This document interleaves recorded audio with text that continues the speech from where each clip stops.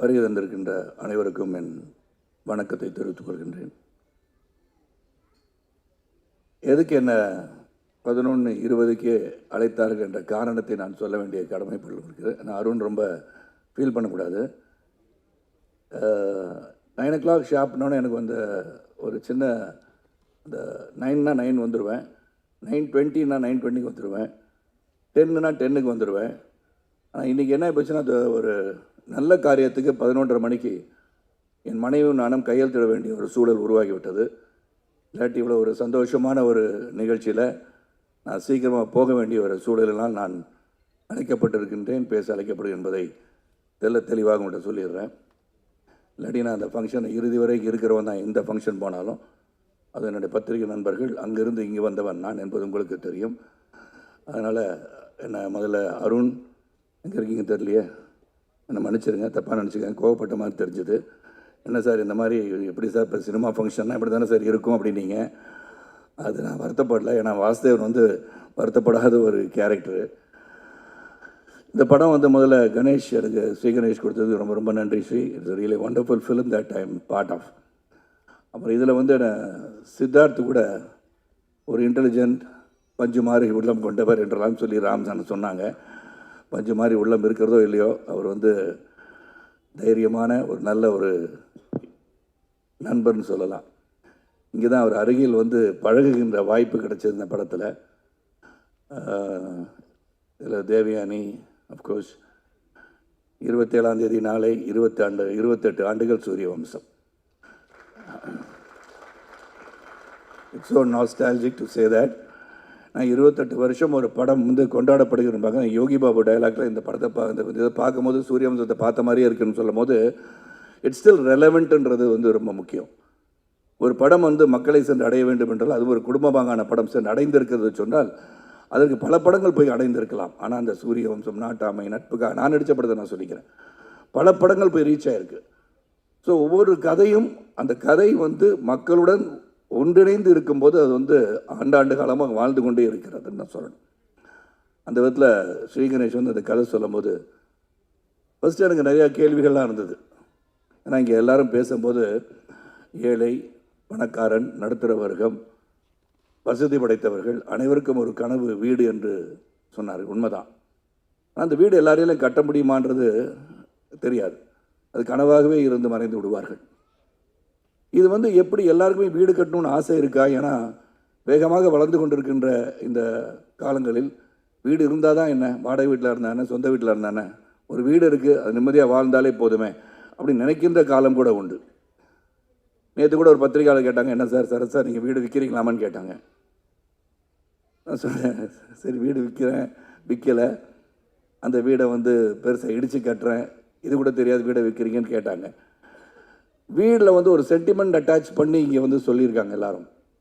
Of course when you build a home, அது முதல் முறையாக உழைத்து சம்பாதித்து கட்டுகின்ற இல்லத்தை உண்மையாக பெருமையாக பார்க்க வேண்டிய சூழல் தான் அனைவருக்கும் இருக்கணுன்றதில் வந்து எந்த ஒரு கருத்து வேறுபாடு எனக்கு கிடையாது. ஆனால் நான் கேட்ட ஒரே கேள்வி ஸ்ரீ, இது வந்து ரீச் ஆகுமா? எல்லாருக்கும் வீடு கட்டணுன்ற ஆசை இருக்கா? இல்லாட்டி சம்பாரித்து நல்லா இருக்கணும், குழந்தை குட்டி நல்லா இருக்கணும், வருங்காலம் நல்லா இருக்கணும், சேமித்து வைக்கணும்னு நினைப்பாங்களா, வீடு கட்டணும்னு நினைப்பாங்களா என்ற ஒரு கேள்வி தான் வந்தது. ஆனால் இந்த படத்தில் வந்து நடிக்க ஆரம்பித்ததுலேருந்து I felt yes, I think a home, a roof above the head is compulsory and a must. அது வந்து இங்கே வந்து இன்றைக்கி தான் அருணை பற்றி ராம் சார் சொல்லும்போது நம்ம எல்லாருமே அதே பாதையில் தான் வந்திருக்கோம். வானத்திலிருந்து குதித்த நட்சத்திரம் அல்ல நம்ம எல்லோரும். உழைத்து கஷ்டப்பட்டு அந்த கஷ்டத்தை உள்ளடக்கி நாம் வாழ்ந்து கொண்டிருக்கிறோம் என்பது உண்மை. நான் அருணை பற்றி சொல்லும்போது அருண் வந்து இந்த மேடையில் நான் போன பிறகு அனௌன்ஸ் பண்ணுவார், இந்த மாதிரி அவர் அடுத்த படத்தை கதாநாயகனாக நடிக்கிறதுக்காக தான் இன்றைக்கி ஷேவ் பண்ணிவிட்டு க்ளீன் ஷேவோட வந்திருக்கான்னு நான் நினைக்கிறேன். எனக்கு மனசில் படுது. அதுவும் தேவயானி இயக்கத்தில் நடிப்பாருன்னு நான் நினைக்கிறேன். நான் ஏற்கனவே ஒரு படம் ஒத்துக்கிட்டாரு, தேவயானி இயக்க, சாந்தி டாக்கீஸ் வந்து தயாரிக்க, நானும் சித்து நடிக்கிறத ஒப்புதல் அளித்து விட்டோம். அதனால் அது பண்ணுவாருன்ற நம்பிக்கையோடு தான் நான் பேசுகிறேன். ஆனால் தேவயானி டைரக்டர் வேறு ஆகிட்டாங்க. ஸோ இங்கே படத்தில் வந்து நீங்கள் ட்ரெய்லர் பார்க்கும்போதும் சரி, பக்கத்தில் சைத்ரா வந்து கேட்டாங்க, சரத் சார் என்ன கண்ணீர் வந்தது போல் தெரிகிறதுன்னு சொன்னாங்க. கண்ணீர் வந்தது போல் தெரியவில்லை, உண்மையாக கண்ணீர் வந்தது தான் என்று சொன்னேன். ஏன்னா it is so emotional to look at it, the way it is cut. Editor பேசிகிட்டு இருந்தாங்க.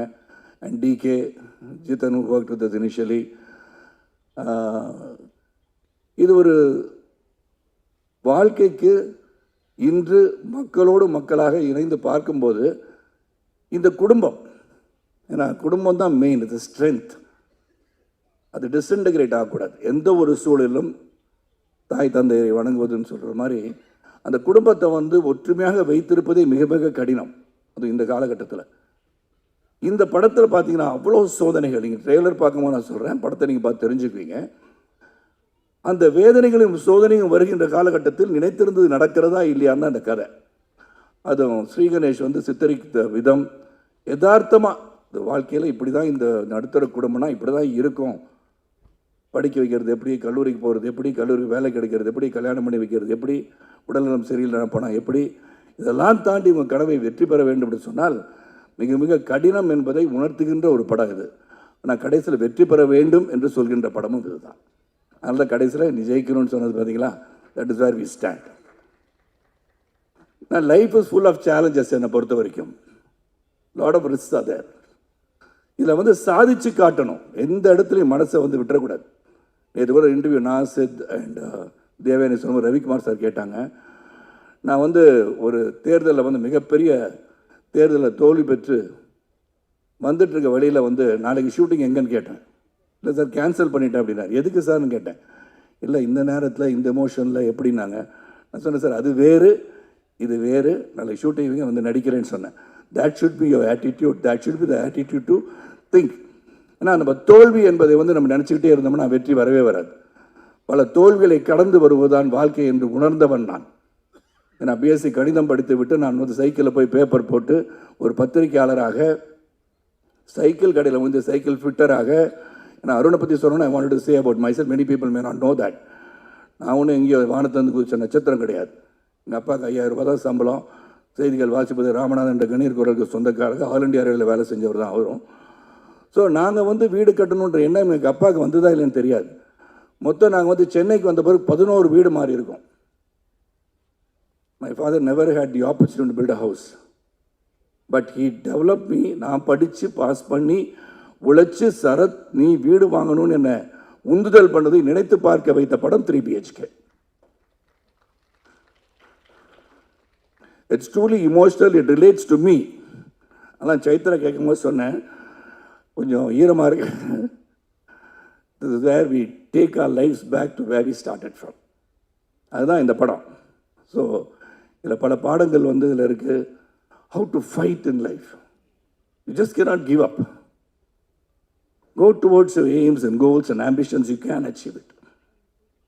அது முடியாதுன்னு நினச்சிட்டோம்னா then you're finished. ஒரு பாக்ஸிங் பவுட்டில் கீழே விழுந்தவொடனே யூ ஆர் லாஸ்ட்னு நினைக்கக்கூடாது. That's when you lose. Try to get up, you can win. எப்போது நம்ம விழுந்து விட்டோம் என்று நினைத்தீங்கன்னு சொன்னீங்கன்னா then you lose. But when you can get up, then you can never lose.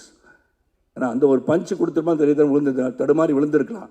ஆனால் when you get up, maybe you can give a better punch and still make the other fellow fall. அதனால் என்னை பொறுத்த வரைக்கும் இந்த challenges எப்படின்றது இந்த படம், அந்த challenges எப்படி எதிர்கொண்டார்கள்ன்றது படம். இதில் நடிக்கும் போது we all became a ஃபேமிலின்னு சொல்லலாம். இது நோ எக்ஸாஜரேஷன். அதாவது ஆடியோ ஃபங்க்ஷன் வரும்போது ஏதோ பேசுறதுக்காக பேசுகிறாங்க நினச்சிடாதீங்க. Really emotionally I am connected to 3 BHK. I am connected to this family of Vasudevan family truly, and this family is forever நினைக்கிறவனா. At any point of time, say this is my family, Devyan will be my family, Chaitra will be my family, Mehta will be my family, Ganesh will be my family, and most of all, the most respected, இதில் ஒரு பெரிய அந்த சகோதரர் கிடச்சிருக்காங்கன்னா அருண் விஸ்வா தான். So there is no doubt about it.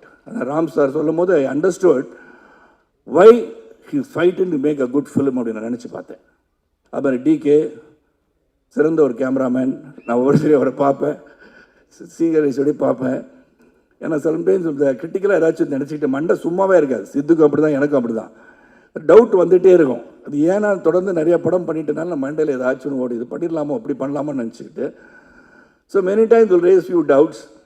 அதில் ஸ்ரீகணேஷ் நிறையா இயக்குநர்கள் பார்த்துட்டேன். நான் Sriganesh is such a sweetheart. அதை சொல்லுவாங்க ஸ்வீட் ஹார்ட்டட் டிக்டேட்டர்னு சொல்லுவாங்க. லீ குவான் யூ பற்றி சொல்லுவாங்க. Lee Kuan Yew person who love the people of Singapore. ஆனால் இவர் ஸ்வீட் ஹார்ட்டட் டிக்டேட்டர்னு சொல்லுவாங்க. அவர் வந்து செய்கிறத செஞ்சிருங்களேன் சார் அப்படின்ட்டு ரொம்ப சிரிச்சுக்கிட்டு சொல்லுவார். அவ்வளோதான். நான் சொல்லுவேன், கணேஷ் இது மாதிரி இதில் இந்த டைலாக் இப்படி மாற்றி சொல்லிடுறேன் கணேஷ். சரி சார், அப்படியா சார், ஓகே சார் அப்படின்றார். சரி, நான் அந்த டைலாக் எழுதி வச்சுட்டு சரி இது போய் சொல்லலான்னு போனோன்னே ஷார்ட்டெல்லாம் வச்சுட்டு சார் சார் நான் சொன்னதை மட்டும் அப்படியே சொல்லிடுங்க சார். இதுதான் sweet hearted dictator.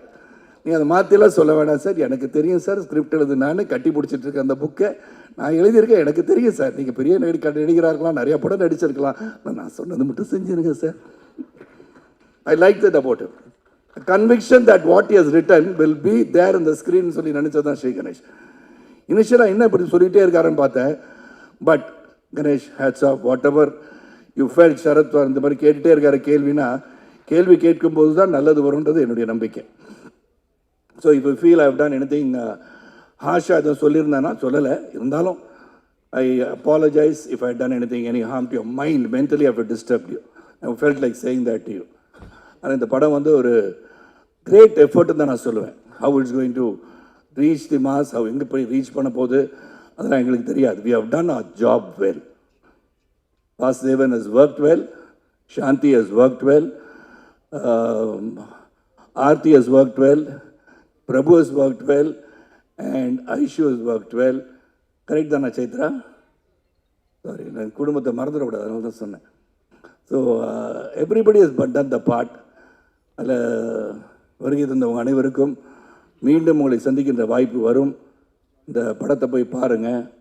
And one thing நான் எல்லா இடத்தையும் இப்போ சொல்ல ஆரம்பிச்சிட்டேன். The audience, when you go and see, other than the press and the media who are authorized, who are given the rights to even criticize a movie or write good about a movie, they've got the right because they are film critics. But as audience, நீங்கள் போய் படம் பார்க்கும்போது keep your judgment reserved. Let everybody see it and come up with an opinion. படங்களை போய் பார்த்து உள்ளே இருந்துக்கிட்டே மச்சான் உள்ளே வந்துடாதரா படம் நல்லா இல்லைன்னு சொல்லிடாதீங்க. ஏன்னா உங்கள் வியூ அப்படி. Taste differ.